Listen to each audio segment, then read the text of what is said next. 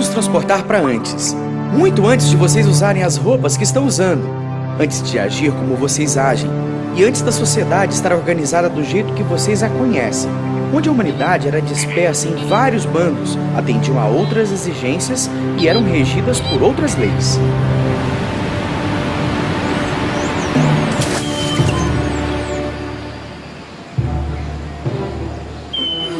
Nesse período que alguns conhecem com o nome de Neolítico, o homem se organizava em grupos. A gente sabe que grupos acabam virando vilas, que viram cidades, que viram até países. Mas tudo começa com um conjunto de pessoas que se juntam e fazem regras para continuarem ficando juntas. E uma dessas regras era que os bebês homens nascessem saudáveis, para crescerem fortes e se tornarem grandes caçadores e defensores daquele grupo.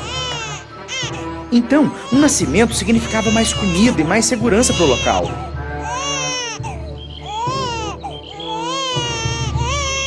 Mas nem todos significavam isso. A seleção era muito natural. Era só pegar os bebês que nasciam imperfeitos e dar um jeito neles. Afinal, pensavam, por que sustentar alguém que não vai dar nada em troca? Então, eram adotadas medidas drásticas. Todo mundo tomava. Para continuar com os filhos, algumas mães tinham que tirar eles dos olhares vigilantes dos homens. Mas é claro que a maioria eram descobertos. Mas alguns eram bem-sucedidos. Só que esses bem-sucedidos ficaram tão numerosos que se juntaram e conseguiram fundar uma aldeia, só que de deficientes físicos. E lá, se alguém nascesse perfeito... Bom, nessa aldeia as coisas funcionavam relativamente normais. Cada um dando um jeitinho de viver. Mas foi por causa dessa vida difícil que acabaram por desenvolver uma habilidade única. De fazer engenhocas.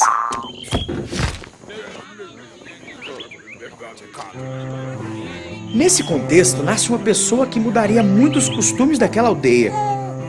Tinha um corpo perfeito, e ali, aquilo era um problema. Normalmente, em casos assim, as mães fabricavam um defeito. Mas essa não queria abrir mão dele, e nem abrir a mão dele como as outras estavam fazendo. E como engenhoca era a especialidade deles...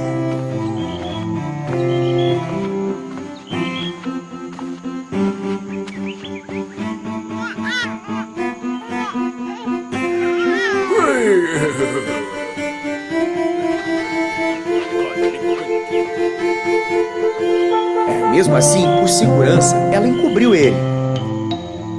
E encoberto ele foi crescendo. Até que um dia, ele foi literalmente desmascarado.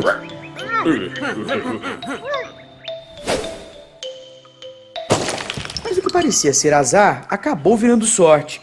Dali de perto espreitavam guerreiros que queriam construir a aldeia deles naquele lugar. O ataque foi repentino e a vitória foi inevitável. Já que quem andava não tinha braço bom, e quem tinha braço bom não andava. E como deu para perceber, eles não tinham inventado engenhocas para defesa. Quer dizer, devem pensar daqui para frente, mas o fato é que perderam o lugar. E o garoto ganhou um.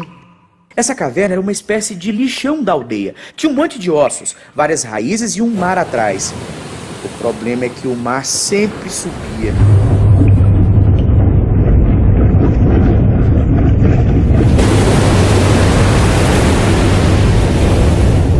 Animal queria morar por ali. Mas entre a fúria do homem e a fúria da água, ele preferia da água. Então aquela caverna era a segurança que ele tinha agora. Apesar do mau cheiro, do chão sempre molhado e daquele estouro d'água, aquele era o seu único refúgio. E já que refúgio viraria casa, ele tinha que tentar pelo menos amenizar alguns problemas.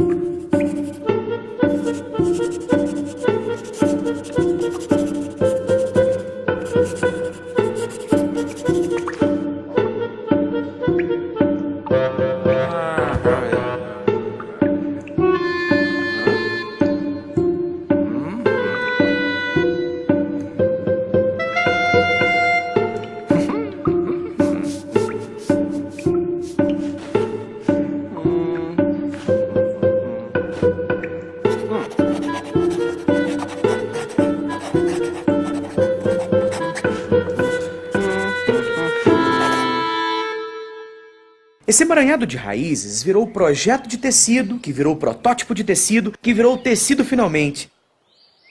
E dava para fazer muitas coisas com isso.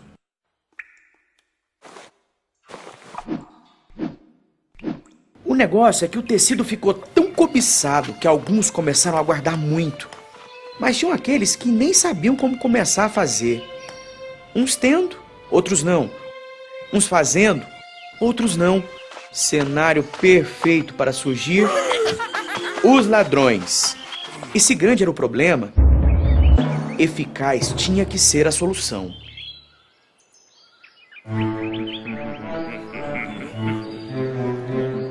E assim surgiu a justiça. Mas com a justiça veio a injustiça.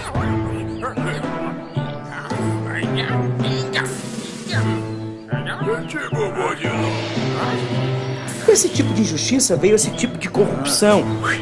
E agora quem não tinha tecido era só abrir uma cadeia. O que mais pra frente iria virar um baita de um grande problema. Mas por falar em problema,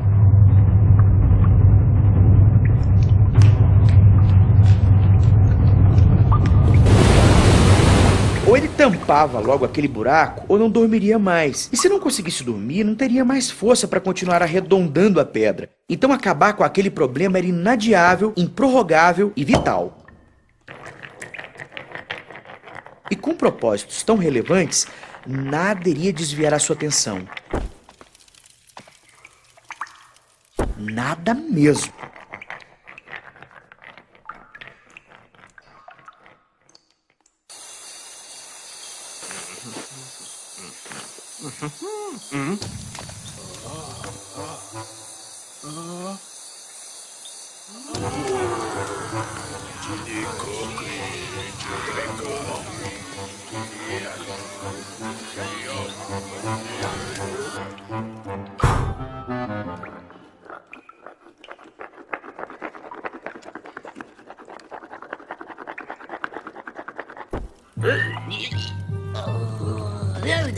E assim aquela aldeia descobriu o fogo. Mas descobriu também que ardia. E que se espalhava muito rápido. E que agora a água ganhou mais uma função. A descoberta do fogo desencadeou outras descobertas, que desencadearam outros costumes, que desencadearam outras regras sociais. A sociedade agora tinha vida noturna, o que fez a aldeia ganhar mais algumas horas para produzir artesanato, caçar ou ficar de lero-lero engrossando a convivência entre eles. Começaram a ter maior controle sobre a natureza, já que espantavam animais perigosos, cozinhavam animais comestíveis e abriam passos para deixar maior a horta. Os velhos, que antes eram um peso, passaram também a ser úteis, já que agora aumentou o número de serviços que se faz parado. E parado também ficou toda a aldeia, já que não mais fugiam do frio. Era só se aquecer e ficar no mesmo lugar. E ficando no mesmo lugar, tanto tempo, em todas as regalias que o fogo dava, o sedentarismo era uma consequência óbvia. Já que ter uma vida fácil era o que todo mundo queria agora. O negócio era não deixar apagar o fogo que já tinha. Então a regra agora era direta, simples e clara. Todo o lixo tinha que ir para a fogueira em vez de para a caverna. Para a alegria de uns.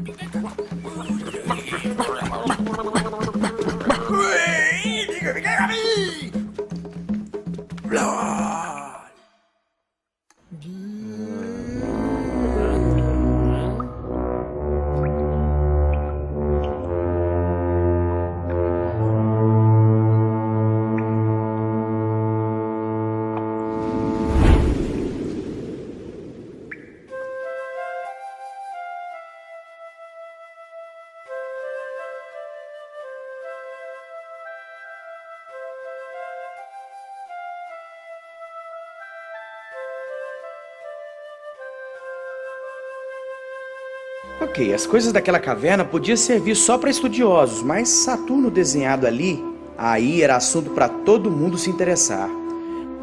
Primeiro nas mídias, lógico, o sensacionalismo sempre foi uma ferramenta eficiente. Afinal, a especulação era bem melhor que a verdade. O assunto durava mais, e o lucro durava também. A cidade próxima correu para fazer da caverna um ponto turístico, iria aumentar o número de visitantes, e iria aumentar o lucro também. Alguns doutores nas universidades aproveitaram o enigma para lançar mais teorias. Daí cresceu a tiragem de livros e cresceu o lucro também.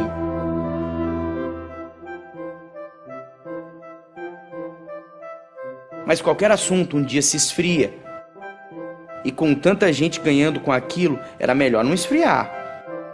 Então, correram para analisar outros desenhos da caverna, procurando mais descobertas históricas e, de preferência, enigmáticas. Aí o negócio piorou. Aquele menino da caverna agora tinha previsto o dilúvio, a Inquisição, tinha contato com extraterrestres, foi o verdadeiro inventor da roda, da penitenciária, do tecido. Enfim, fizeram ele se transformar num gênio pré-histórico. E quanto mais se falava, mais longe a verdade ficava. É justamente assim como algumas partes da história chegam até nós, construída entre interesses, teorias falsas ou fofocas verdadeiras, sempre parecendo que algo não fica totalmente explicado.